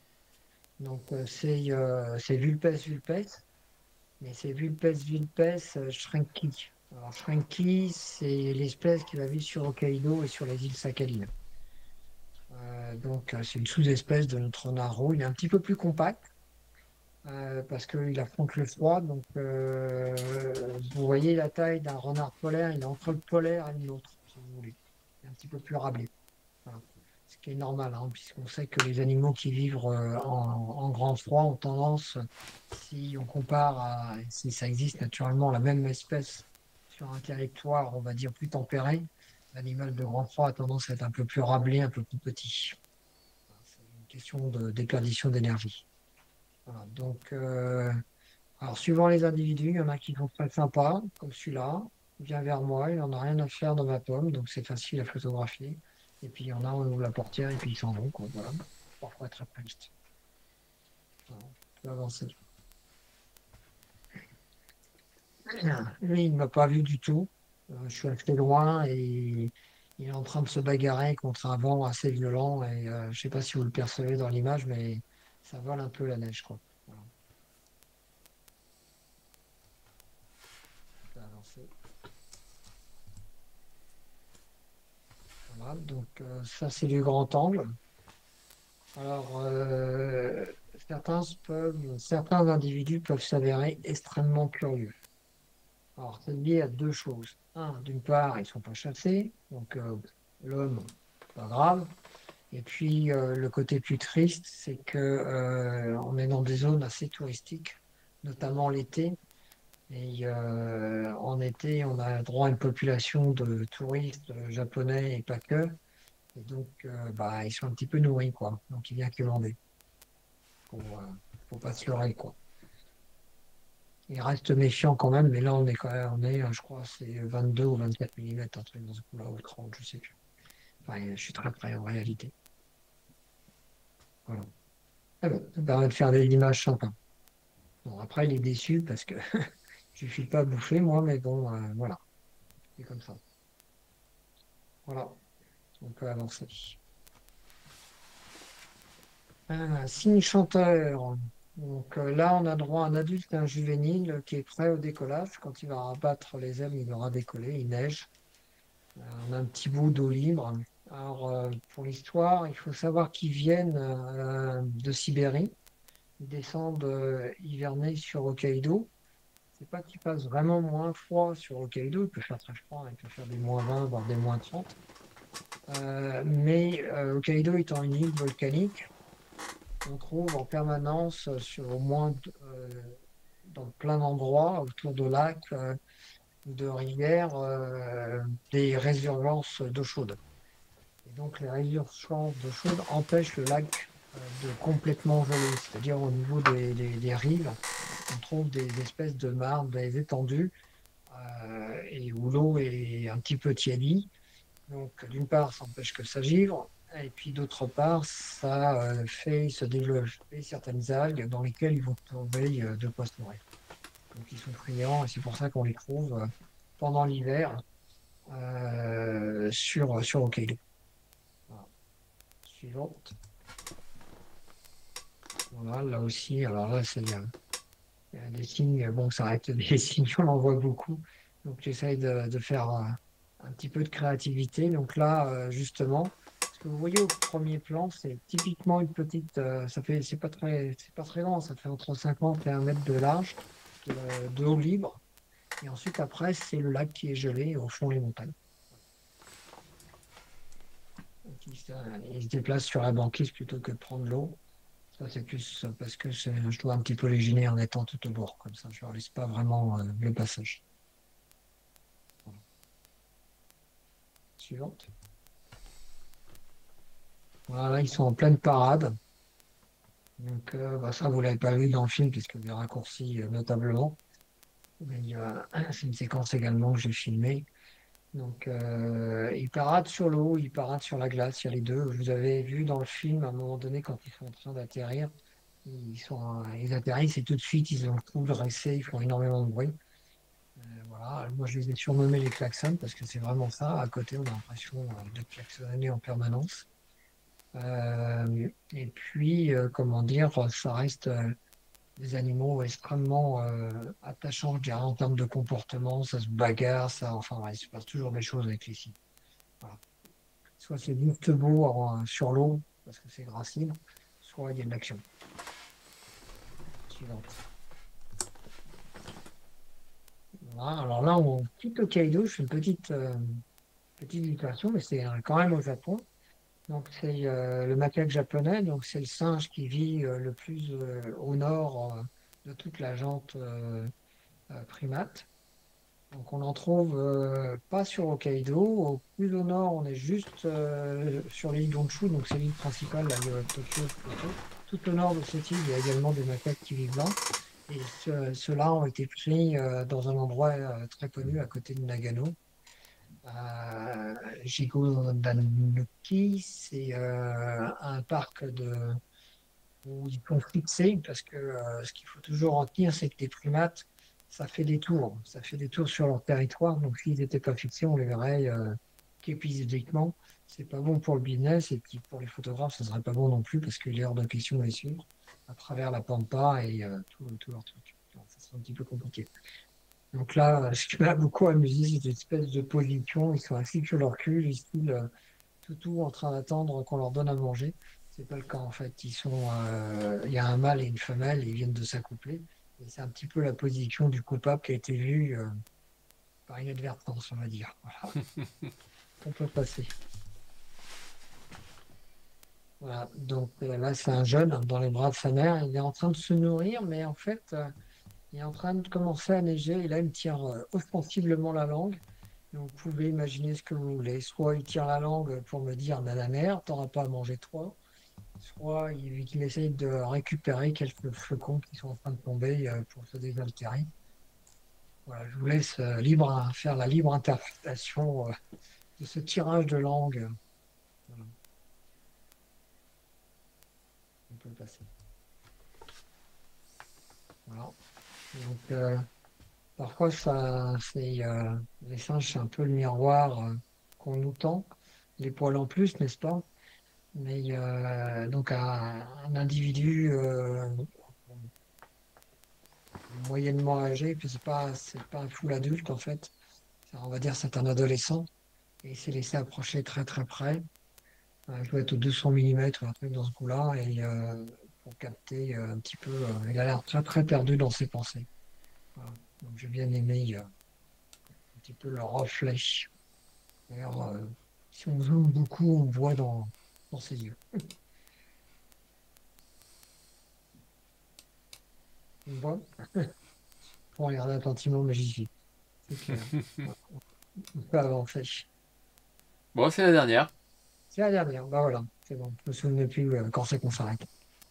Voilà, voilà. Donc si vous avez des questions, pour info, ça fait quand même 15 ans, ouais, 2009 la première fois que j'y suis allé. Donc bon, au Japon en hiver et sur les deux notamment. En fait, tu y vas tous les ans? Quasiment, ouais. Au début, j'y allais tous les 2 ans. Ouais, je ne sais pas si c'est mieux avec la lumière ou pas. Je grille un peu, en fait, parce que la nuit tombe. Ouais, en train de s'ajuster, ça. Je suis un peu zombie, là, mais bon, c'est pas grave. Oui, oui, là, depuis grossièrement 2018, à part 2021 et 2022, tous les ans. Autrement, j'y suis allé quasiment tous les 2 ans. Et en fait, c'est pas tout à fait vrai parce qu'il y a des fois, je suis allé, mais je suis pas allé sur Hokkaido. Enfin bref.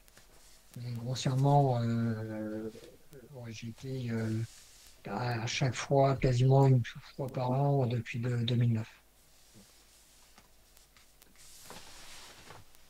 Magnifique tes photos. Merci bien. C'est très joli et avec des belles ambiances. Ça donne Alors, déjà envie. pour ça, hein, c'est un petit peu, comment exprimer ça? C'est assez, je ne vais pas dire étrange, mais depuis le temps, je vois entre guillemets les mêmes endroits, les mêmes scènes, mais à chaque fois, il y a toujours quelque chose de, je ne vais pas dire de nouveau, mais il y a toujours autre chose. C'est-à-dire que l'ambiance, les lumières changent en permanence. Dans la même journée, ça peut changer. Dans, comment dire, d'une fois sur l'autre, ça peut être complètement différent en réalité. Ah, Et c'est par ça contre, les... moi, qui m'intéresse toujours. C'est-à-dire, je suis jamais lassé. Si tu veux, tu pourrais dire, bah ouais, mais c'est toujours les mêmes signes, les mêmes singes, les mêmes ceci. Oui, c'est vrai. Mais à chaque fois, euh, il y a un autre truc, il y a un autre machin. Et puis, c'est également un exercice pour essayer de faire preuve de créativité, d'essayer de voir les animaux différemment. Bon, là, je n'aurais pas trop montré parce qu'autrement, on pourrait y rester des heures. Vous avez vu celle avec le renard, c'est des photos au grand angle. Donc, j'en ai pas montré là avec les signes, mais j'ai également des photos au grand angle, des signes. Et puis, voilà, c'est trouver des moyens de mettre en scène l'animal avec des points de vue différents. Voilà. Donc, ça, je ne vais pas trop montrer parce que bon, ça pourra durer un petit peu longtemps. Mais autrement, je suis en train de travailler sur ces aspects-là, puisque je profite du fait qu'ils ne soient pas très, très farouches, jusqu'à un certain point. Les signes, bon, parfois, ils peuvent être prêts, mais quand même, je me méfie toujours un petit peu. Donc, pour essayer d'avoir des choses un petit peu différentes, un petit peu plus euh, marquées, avec un autre style. Enfin, bref, il y a toujours des choses à faire. Voilà, c'est ça qu'il faut se dire.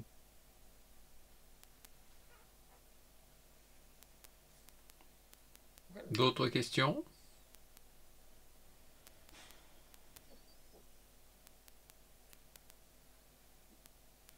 J'imagine que tu connais les lieux sur le bout des doigts et du coup, tu imagines certainement des photos avant d'y aller, non? Oui, enfin, j'ai des idées, ouais, tout à fait, ouais, bien sûr. Tu vas à quelle Oui, bah, période, enfin, quel mois de l'année tu es là-bas avec ces généralement, j'y lumières? suis au mois de février. D'accord. Et c'est un mois où on arrive à voir assez facilement du ciel dégagé, comme on le voit sur les photos? C'est compliqué de répondre, en fait. Moi, la seule chose que je peux dire, c'est que depuis 5-6 ans, les conditions deviennent moins prévisibles, entre guillemets. Globalement, sur le début du mois de février, normalement, tu as un peu plus de neige qui tombe que sur la deuxième partie de février. Mais aujourd'hui, ça devient de plus en plus imprévisible. J'ai eu des fois, là, récemment, j'ai eu des chutes de neige toute fin février. Alors que normalement, c'est plus rare, c'est plus sur le début février ou au milieu. C'est pareil, la banquise, normalement, elle est là à partir du 14-15 février. Là, cette année, elle est arrivée le 23, ce qui est tard. Si tu veux, j'ai un site sur lequel j'ai les statistiques et je sais quand la banquise arrive. La banquise, au plus tôt, elle arrive le 29 janvier et au plus tard vers le 23-24 février. Et là, on est au plus tard. Cette année, là, 2025, on est au plus tard. Voilà. Et également, on a des problématiques de gel du lac. Il y a eu beaucoup de vent cette année et cette année, le lac n'était pas gelé. Donc, tu es obligé d'inventer d'autres images. Mhm. Moi, j'en ai pas montré, mais les signes sont là parce qu'eux, ils descendent à partir du mois de novembre. Donc, ils savent pas si le lac il va être gelé ou pas. Donc, ils descendent dans tous les cas de figure. Donc, après, on peut trouver d'autres endroits où le lac est plus petit et là, il était gelé. Là, c'est un grand lac, il est exposé nord-sud et il y a eu énormément de vent. Et j'ai vu le phénomène, hein, même pendant que j'y étais.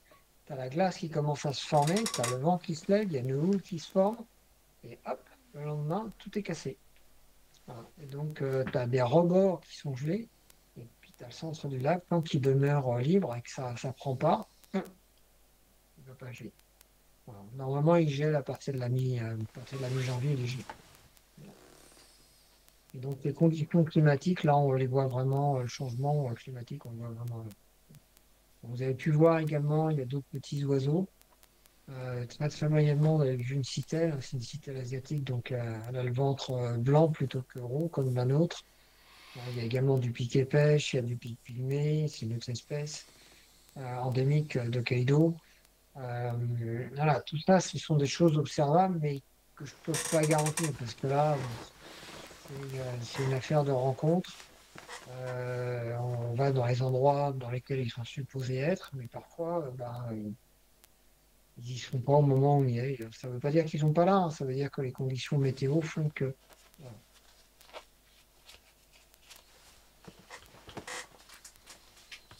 D'autres questions?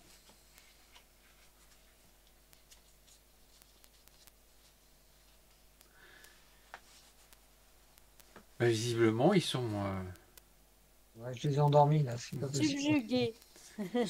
ils sont rassasiés d'informations. Peut-être, ouais, ouais. Bon, je suis bavard, hein, n'est-ce pas? Un peu.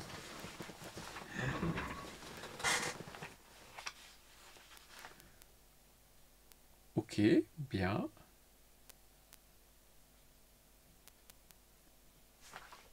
Tu avais un autre truc à nous montrer parce que tu m'avais envoyé un film de plus et savoir si... Ouais, je t'ai envoyé un teaser pour les prochains sujets sur lesquels je travaille, hein, qui sont les grands singes. Donc, ça peut servir de conclusion en fait.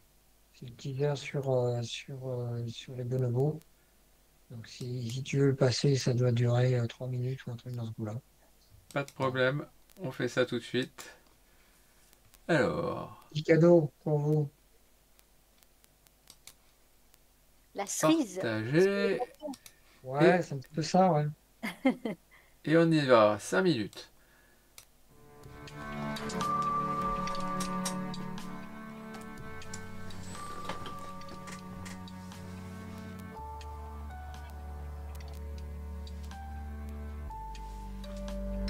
Le fleuve Congo, fleuve immense et majestueux au cœur de l'Afrique. Voilà, Quel bonne secret version, cache-t-il le long de ses rives? Ce fleuve aussi puissant que l'Amazone a contribué à la séparation des espèces, comme les bonobos et les chimpanzés. Ses cousins, séparés depuis environ 2 millions d'années, demeurent chacun d'un côté du fleuve sans jamais plus se rencontrer. Nous nous trouvons ici dans une zone mosaïque forêt-savane qui constitue un habitat inhabituel pour les bonobos qui ne vivent normalement qu'au sein de la forêt équatoriale. Suivre des singes en forêt n'est pas simple. Ils ne laissent Oui, quasiment peut-être obligé aucune de trace te au demander de sol. le couper Seul assez indice vite, en fait. visible de leur passage, les restes C'est pas de la bonne nourriture. version. Heureusement que leurs cris Je vais nous t'envoyer. aident à les localiser. Pardon?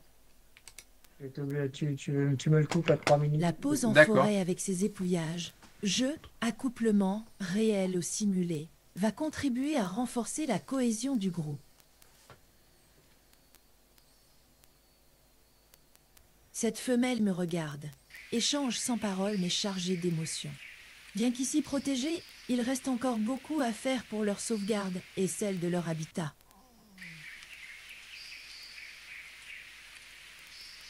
On va le couper maintenant, en fait. D'accord. Maintenant, c'est la fin.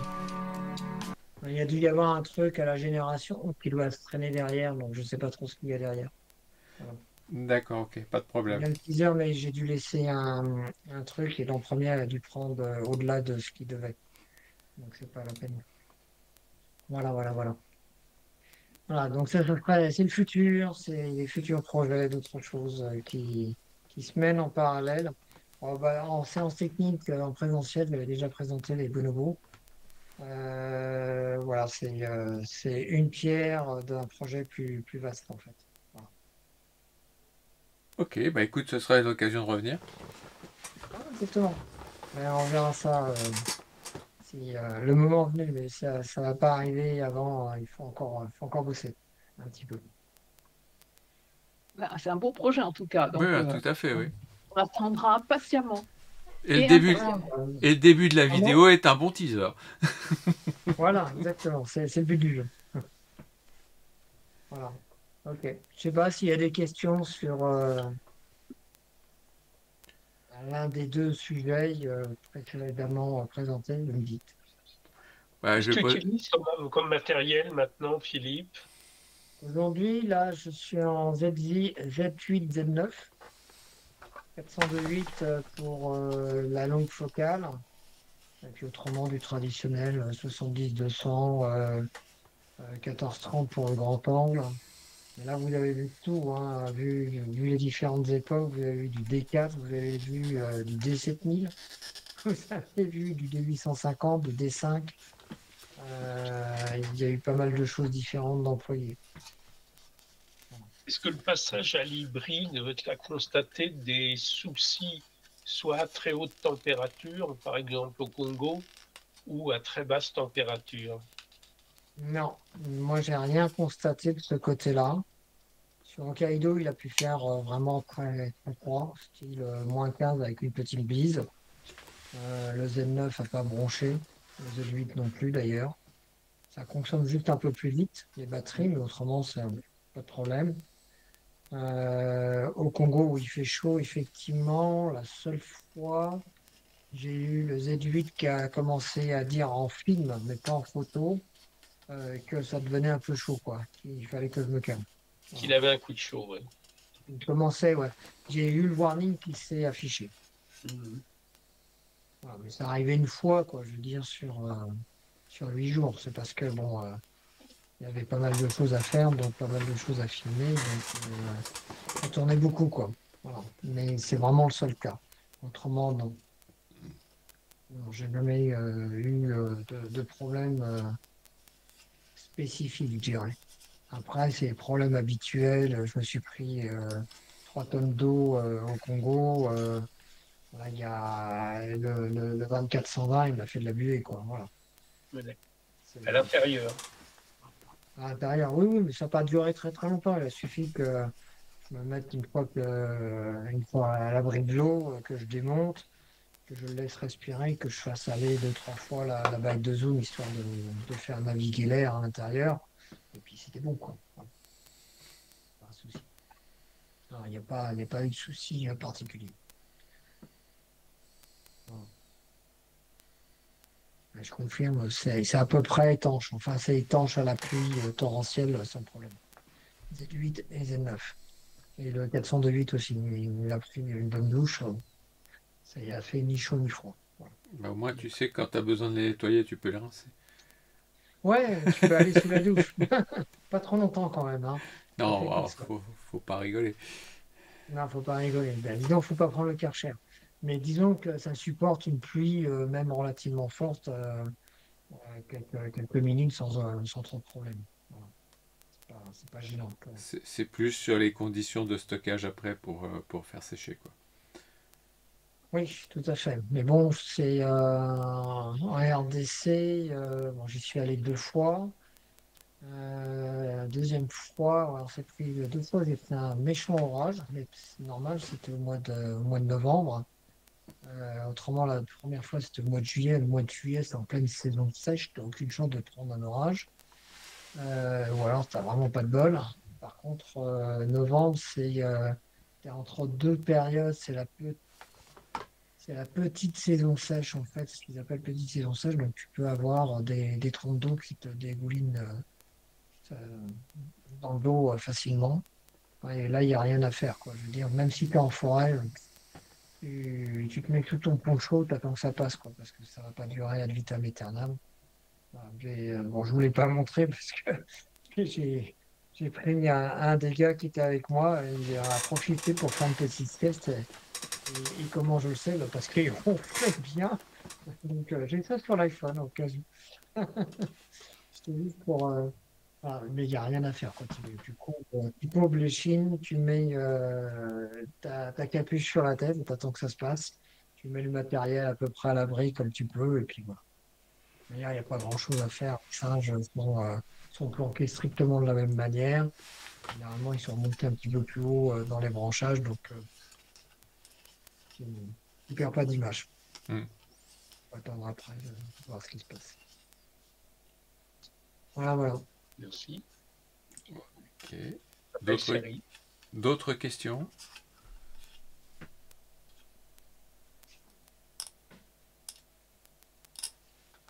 A priori, j'ai l'impression qu'on a éclusé les questions. On va utiliser les questions. Ouais, bon, ouais. Ah, c'est bien. Bon, bah Merci. écoutez, ça va être Merci, sur Philippe. ces échanges que ça va se terminer. Merci Philippe pour cette présentation, c'était très chouette et très instructif. Merci. Bah, merci bien à vous d'être venus, comme on dit. Mhm. Pour, Désolé, on avait un tout petit peu moins de participants avec le décalage d'une semaine dû au pont à rallonge. La vidéo sera sur internet assez rapidement, hein, à la fois la tienne et puis celle de Pascal qui attend déjà depuis 2 mois passés. D'accord. Je vais les poster toutes les deux en même temps, on va dire à 3-4 Ouais. jours d'intervalle. Comme ça, il y aura de quoi faire. Donc, Philippe, si tu veux la relayer, cette vidéo, là, il n'y a aucun problème. Hein, Ok, de toute pas de façon, souci. elle est libre. Et puis, de façon générale, pour tous ceux qui naviguent sur YouTube régulièrement, bah, tout ce que je vous conseille, c'est d'une part de la liker de façon à ce que les algorithmes de YouTube la présentent un peu plus facilement. Et puis, Ah ouais. si vous n'êtes pas abonné, abonnez-vous à la chaîne de la SCPF, comme ça vous aurez les notifications. D'autant plus que je vais commencer à mettre en place des messages avant les séances techniques sur la chaîne, parce que sur l'invitation que j'ai envoyée par mail en début de semaine, j'ai reçu 35 ou 40 avis de non-remise. Visiblement, les gens qui ont des boîtes mail à la poste et les gens qui ont des boîtes mail chez Free, ces deux entreprises ont l'air d'avoir mis un filtrage sur les diffusions de mails de ce genre-là. Donc, du coup, il y a des mails qui ne sont pas passés, des invites qui ne sont pas passés. Donc, on va essayer de trouver un autre moyen pour relayer l'information en plus de la chaîne YouTube. Ouais. Et je pense que, je veux dire de la page Facebook. Et je pense que la chaîne YouTube, c'est un bon moyen aussi. C'est bien. Voilà. Sur ce, Ok. eh bien, je vous remercie tous. Merci. Bonne soirée. Merci bien. bonne Voilà. soirée à tous. Bonne photo à soirée. tout le monde. Et puis, Et puis au mois prochain. ah oui, alors quand même, le mois prochain, Merci.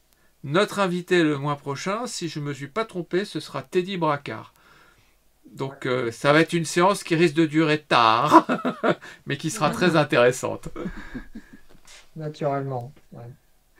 Donc, C'est bien. bonne soirée et puis bonne photo à tous. Bonne soirée. Merci.